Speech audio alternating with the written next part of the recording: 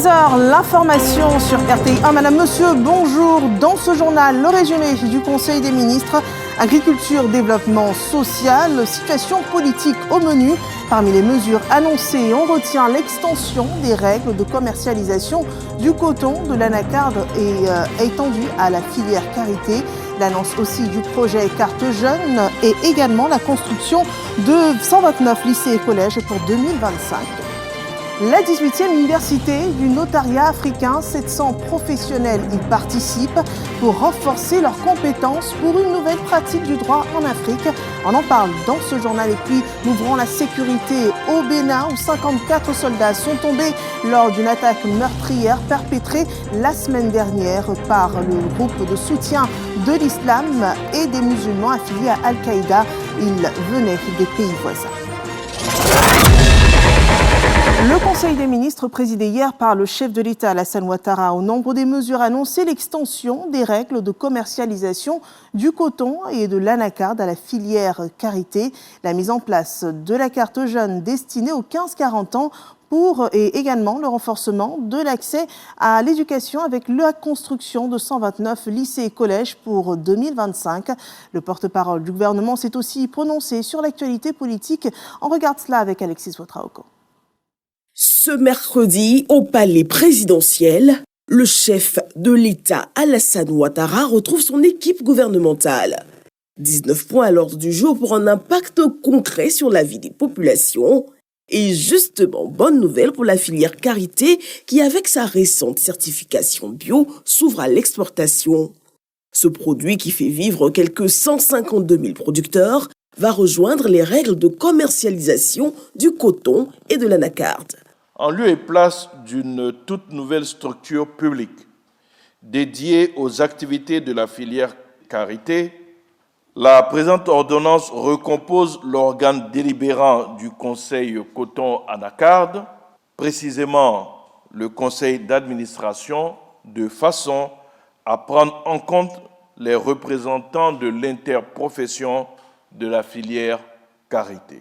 Une carte destinée aux jeunes va voir le jour. Elle va permettre, entre autres, d'importantes réductions de coûts dans certains secteurs. Le projet Carte Jeune vise à offrir aux jeunes de 15 à 40 ans un accès facilité à des services essentiels à travers des réductions des coûts de produits et services dans des secteurs tels que la culture et les loisirs, l'éducation-formation et les transports.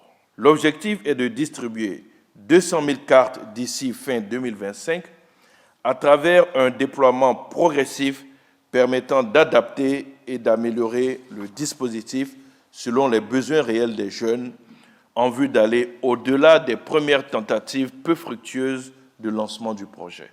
Sujet de satisfaction, les acquis du PS-Gouv et du PJ-Gouv, les programmes jeunes et sociaux du gouvernement. Pour l'année 2025, l'un des objectifs majeurs sera d'atteindre un taux de couverture de 100% en matière d'électrification, garantissant ainsi à l'ensemble des localités du pays un accès à l'énergie afin d'accélérer le développement économique et social de notre pays. Il sera également construit 129 lycées et collèges, dont 15 lycées de jeunes filles et 114 collèges de proximité. Le porte-parole indique la création d'organes de régulation du secteur du foncier rural et aussi des ratifications pour l'amélioration du cadre des affaires. Le Conseil a adopté un décret portant ratification de l'accord sur la promotion, la protection et la garantie des investissements entre les États membres de l'Organisation de la Conférence islamique, donc l'OCI. Cet accord, signé en juillet 2012, prévoit des mécanismes de protection des investissements contre l'expropriation ou la nationalisation arbitraire et de règlement des différends par conciliation ou par voie d'arbitrage. La ratification de l'accord contribuera à attirer dans notre pays de nouveaux investisseurs donc issus des pays membres de l'OCI et à simplifier les échanges économiques et commerciaux avec les pays membres de l'organisation. Avec ces ratifications, des dispositions nouvelles pour l'intégration économique sous-régionale via la ZLECAf, un tableau de démantèlement tarifaire dégressif est attendu sur la base de la réciprocité. Répondant aux questions d'actualité, le porte-parole du gouvernement se prononce sur la radiation du président du PDCI, RDA Tidiane Thiam, de la liste électorale. Il est tout à fait légitime qu'un justiciable utilise toutes les voies de recours qui lui sont offertes. Mais c'est fait dans l'ordre. En ce qui concerne la commission électorale, toutes les décisions sont prises de façon collégiale. Donc ça veut dire que toutes les décisions qui ont été prises par la commission électorale jusqu'à ce jour ont rencontré le consentement de tous les membres de cette commission électorale. C'est facile donc de voir partout la main de l'État, mais je peux vous assurer que le président de la République est en train de réussir à construire l'État de droit qu'il veut que notre pays devienne. L'engagement du chef de l'État, c'est de garantir la paix et la sécurité dans notre pays. Et on sait que cet engagement, il y tient. Et il le respecte parce que depuis 15 ans, nous sommes en paix. Cette quiétude-là, il y tient.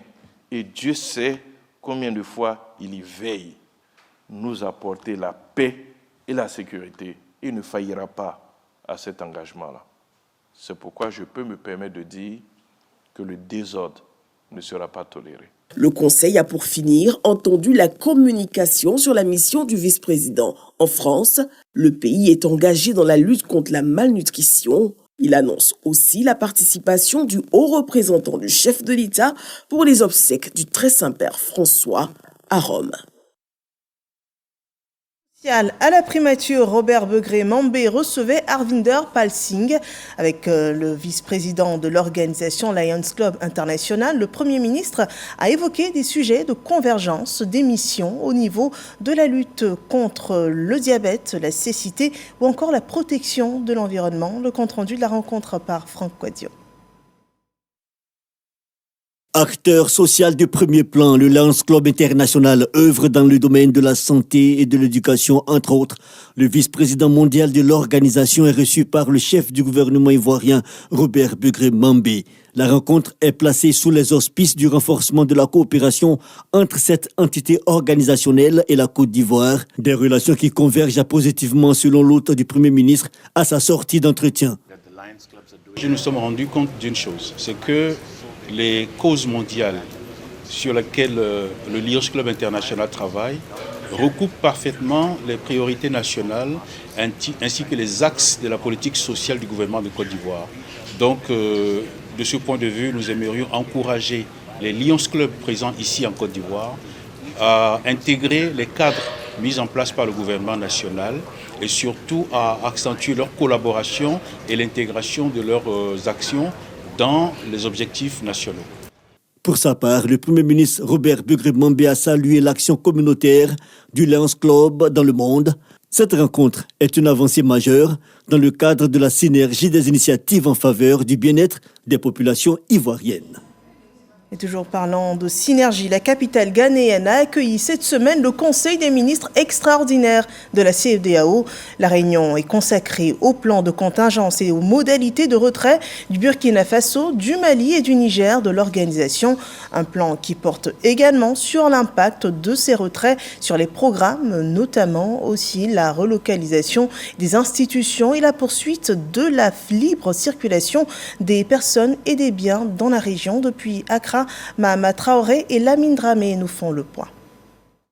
De 15 à 12 États membres bientôt, conséquence de la volonté du Mali, du Burkina Faso et du Niger de se retirer de la CEDEAO, Communauté économique des États de l'Afrique de l'Ouest.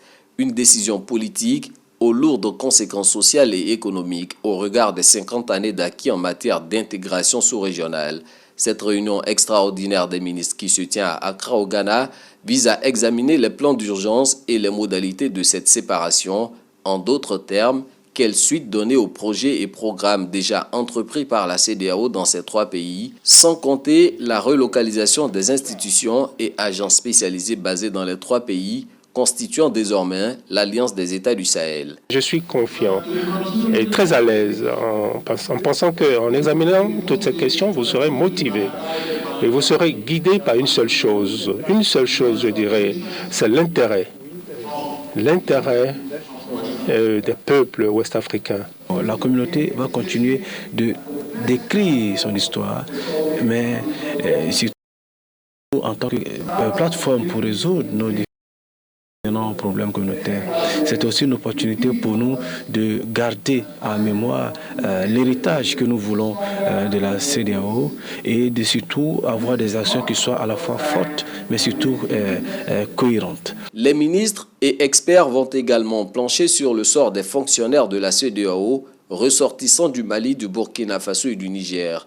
Précisons-le, cette réunion fait suite aux résolutions du sommet des chefs d'État de l'organisation tenu en décembre dernier à Abuja au Nigeria, sommet ayant définitivement acté le retrait volontaire de ces 3 pays. Nous parlons à présent de la promotion de l'expertise notariale, rassemblement pour renforcer les compétences des notaires africains. Plus de 700 professionnels se sont réunis à Abidjan pour la 18e université du notariat africain. Le rapport de Astou Touré. Les notaires du continent africain renforcent leurs connaissances. Ce séminaire, qui est à sa 18e session, vise à promouvoir le métier de notaire et permettre une bonne maîtrise des notions de droit dans la pratique notariale. Sur le principe général, c'est la formation des notaires en formation continue et la formation également pour les collaborateurs. La deuxième, c'est toujours une occasion de retrouvailles de tous les notariats du continent pour assurer notre cohésion.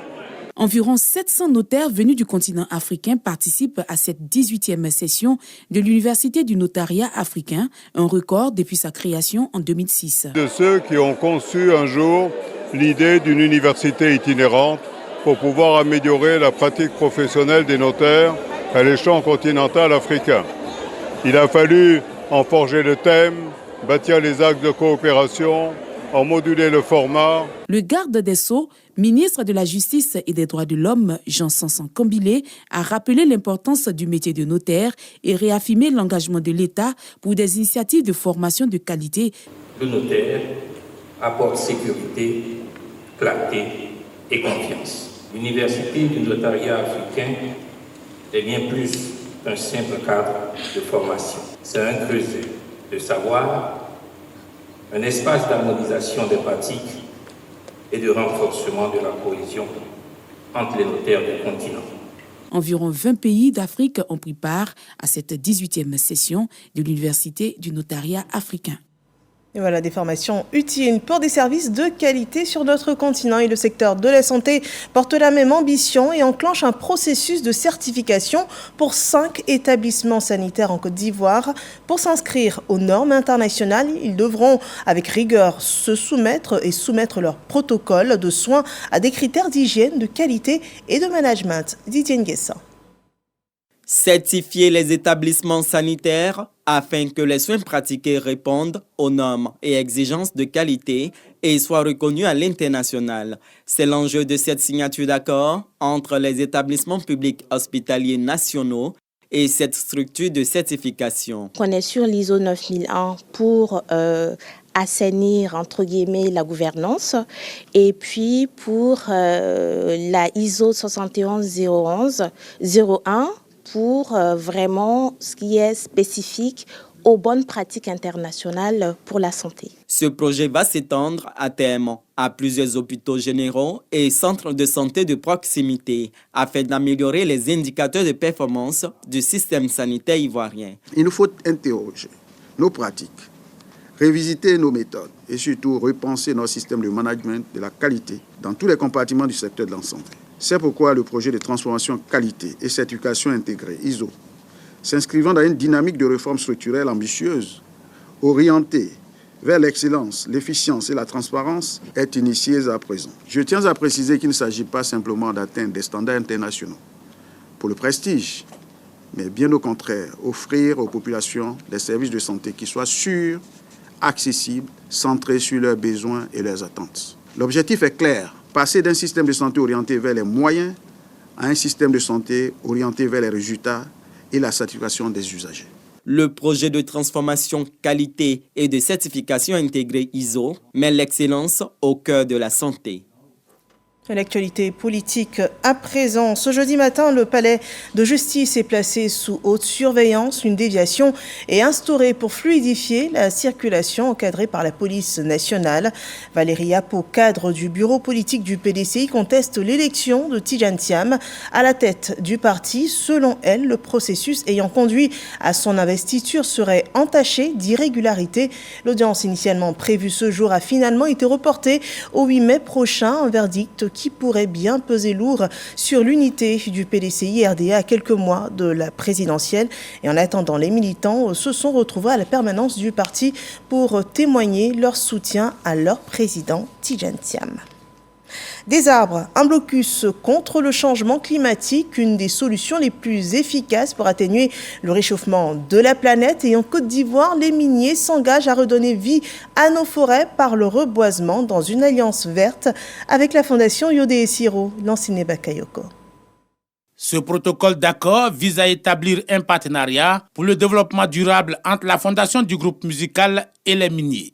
Les deux parties unissent les efforts pour soutenir des projets environnementaux, éducatifs et sociaux. Pour ce premier épisode, ce sont plus de 1000 arbres qui seront plantés sur 30 hectares. Le reboisement est important pour la Côte d'Ivoire.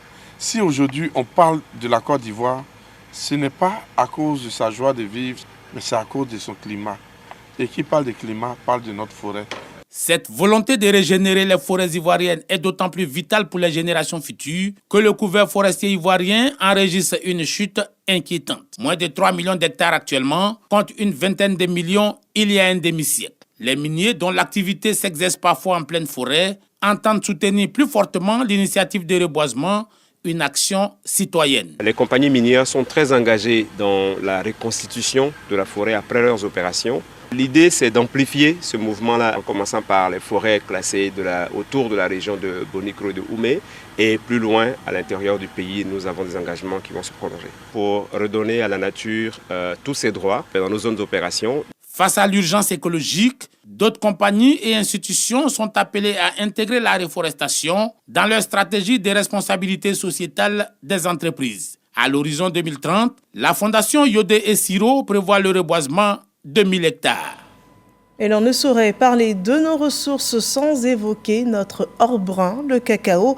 Pour davantage promouvoir le cacao 100% ivoirien, une boutique spécialisée en chocolat est ouverte à Yamoussoukro. Je ne vous en dis pas plus. Écoutez et voyez ces images rapportées par Pargasso Rokone et Joël Gosset. Faire des Ivoiriens les premiers consommateurs du cacao de Côte d'Ivoire, c'est la mission qui s'est assignée la société coopérative ivoirienne de négoce de produits agricoles SIMPA. Pour joindre l'acte à la parole, la SIMPA a désormais une boutique Saveur d'Agboville dans la capitale politique de Yamoussoukro. Le père fondateur, qui est le premier planteur de Côte d'Ivoire, et celui-là a voulu vraiment que la Côte d'Ivoire puisse transformer son cacao. Et aujourd'hui, chose faite, la qualité, il sera aussi, c'est du cacao bio. La promotion du cacao made in Côte d'Ivoire fait la fierté des autorités. C'est une fierté pour Yamoussoukro de recevoir donc la deuxième boutique qui valorise les produits made in Côte d'Ivoire, du chocolat donc, et du café, en tout cas des produits qui font la fierté de la Côte d'Ivoire hors de nos frontières.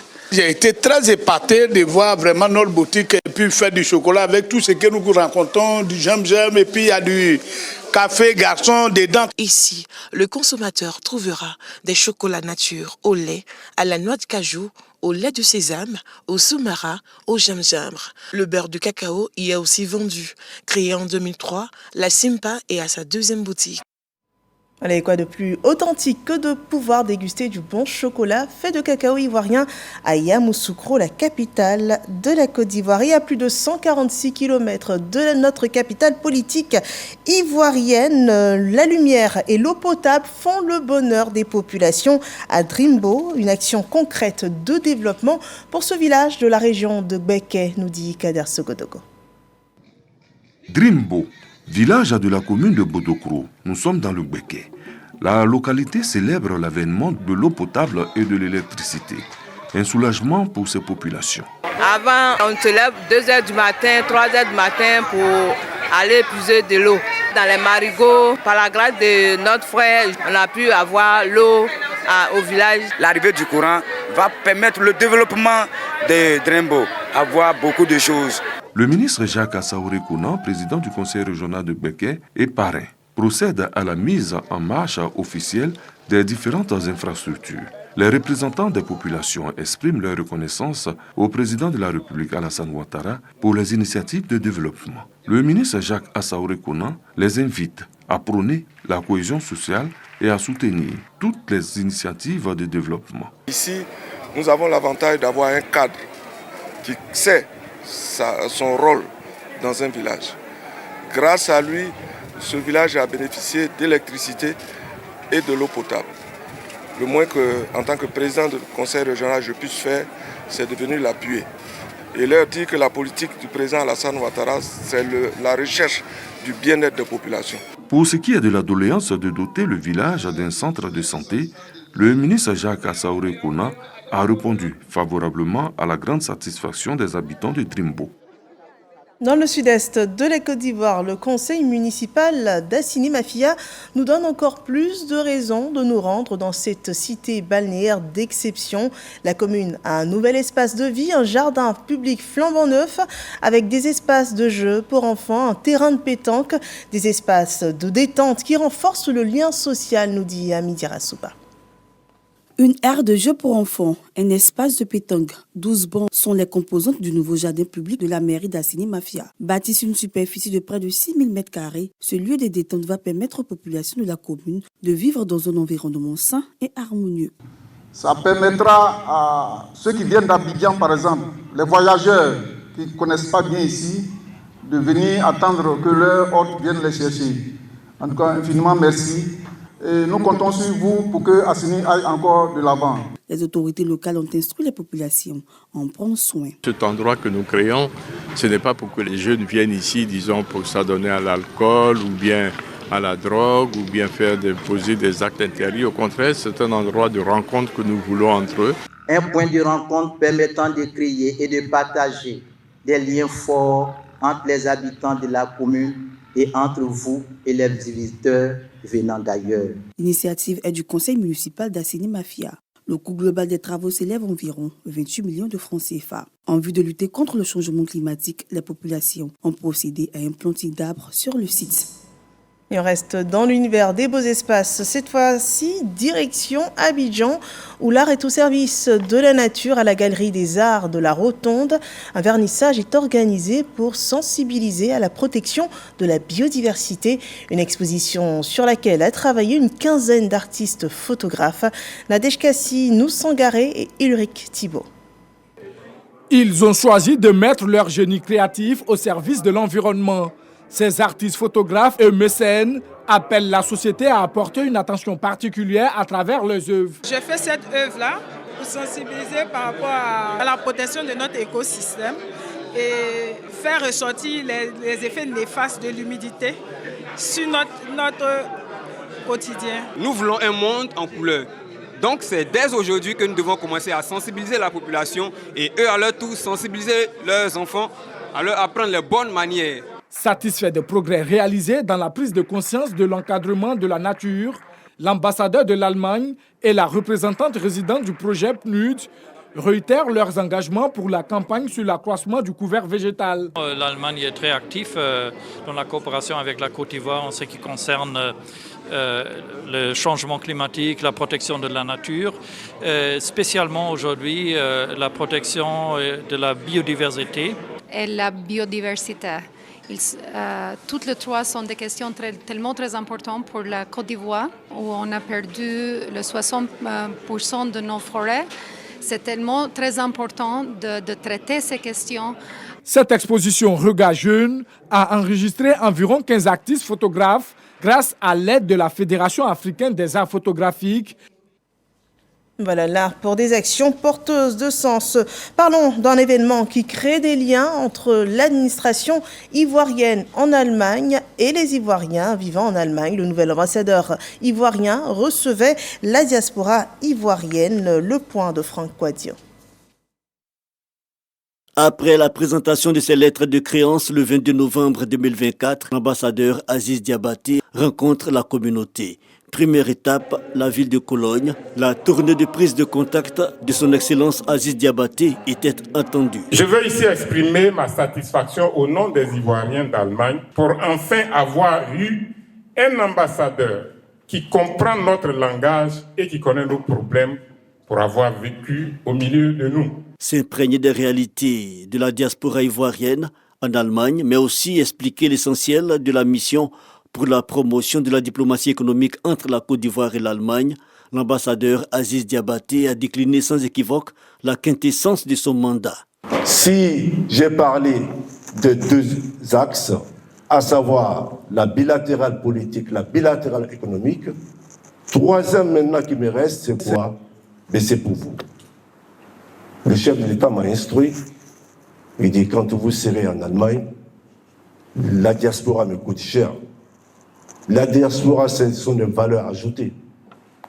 La diaspora, c'est elle qui vient au moins avec d'autres expériences pour enrichir la Côte d'Ivoire. Cologne puis Francfort, c'est la même démarche didactique, des moments fort appréciés. Hambourg et Hanovre, deux autres villes allemandes, vont accueillir la tournée de travail du nouvel ambassadeur de Côte d'Ivoire en République d'Allemagne, successeur du général Philippe Mangou, son prédécesseur outre-Rhin. Cap à présent sur une initiative tournée vers la paix et la culture. C'est en Corée du Sud que ça se passe dans la ville de Gapyeong.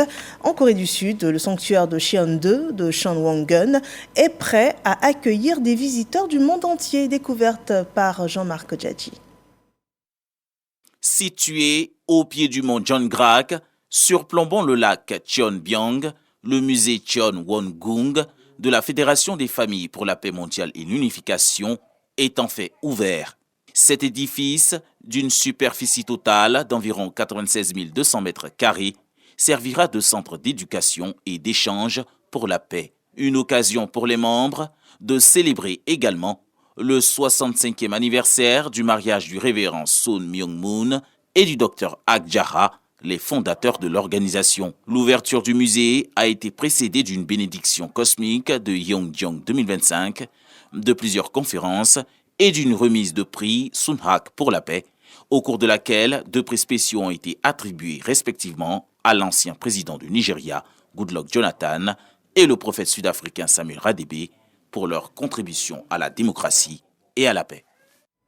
Voilà un bel espace à découvrir. Retour à présent en Côte d'Ivoire sur un terrain de foot pour la finale du tournoi Ado, le bâtisseur. Une première édition du tournoi de football Petit Poteau qui a séduit le public de footeux. Le trophée Alassane Ouattara, le bâtisseur, est remporté par l'AN Corolla FC sur le score de 2-1. Le rapport dans ce point. Cette atmosphère de joie est due à la victoire de Corolla FC en maillot rouge qui est venu à bout de Moïse FC 2-1 au thème de la finale du tournoi de football Petit Poteau doté du trophée Alassane Ouattara, le bâtisseur dans la commune d'Abobo. Une initiative qui vise à célébrer les actions de développement du président de la République. Aujourd'hui, la jeunesse l'a démontré. Alassane Ouattara, le grand bâtisseur, a été célébré. Nous nous préparons donc pour cette élection présidentielle de 2025 dans la paix, dans la sérénité. Ce sont 16 équipes venues des différents quartiers de la commune d'Abobo qui ont participé à la première édition du tournoi Ado le bâtisseur sur le terrain d'Iemori du quartier Sagbé Centre. Le compte-rendu de Pascal Koné pour RTI Sport. L'actualité au Bénin, où 54 soldats ont été tués dans des attaques coordonnées menées par des groupes armés dans les régions du nord du pays. C'était le 17 avril dernier. L'attaque perpétrée a été revendiquée quelques jours après par le groupe de soutien de l'islam des musulmans affiliés à Al-Qaïda venant des pays voisins. Le gouvernement béninois avait déploré mi-mars déjà les relations dégradées avec ses voisins du Niger, du Burkina Faso et l'absence de coopération sécuritaire qui rend difficile, selon lui, la lutte contre le terrorisme. Direction l'Europe, où au moins 9 personnes ont été tuées et 70 autres blessés cette nuit. Des blessés dont des enfants dans une attaque de missiles russes contre la capitale de l'Ukraine, Kiev. Annonçant le bilan, les autorités accusent la Russie d'avoir lancé une frappe massive sur Kiev. De son côté, l'armée russe dit avoir ciblé l'industrie militaire. Le président ukrainien Volodymyr Zelensky a annoncé ce jeudi qu'il écourtait sa visite en cours en Afrique du Sud pour entrer immédiatement en Ukraine. Et puis à Kiev, la capitale ukrainienne, il a été déclaré par les services d'urgence que 6 enfants faisaient partie de la liste des blessés. Cette attaque fait suite à des propos de Donald Trump qui a accusé l'Ukraine de ne pas vouloir la paix en refusant de reconnaître l'annexion de la Crimée. Et voilà qui referme ce 13h. Merci de nous avoir suivis. C'était une édition traduite en langue des signes. L'information continue sur rti.info. Je vous souhaite un bel après-midi.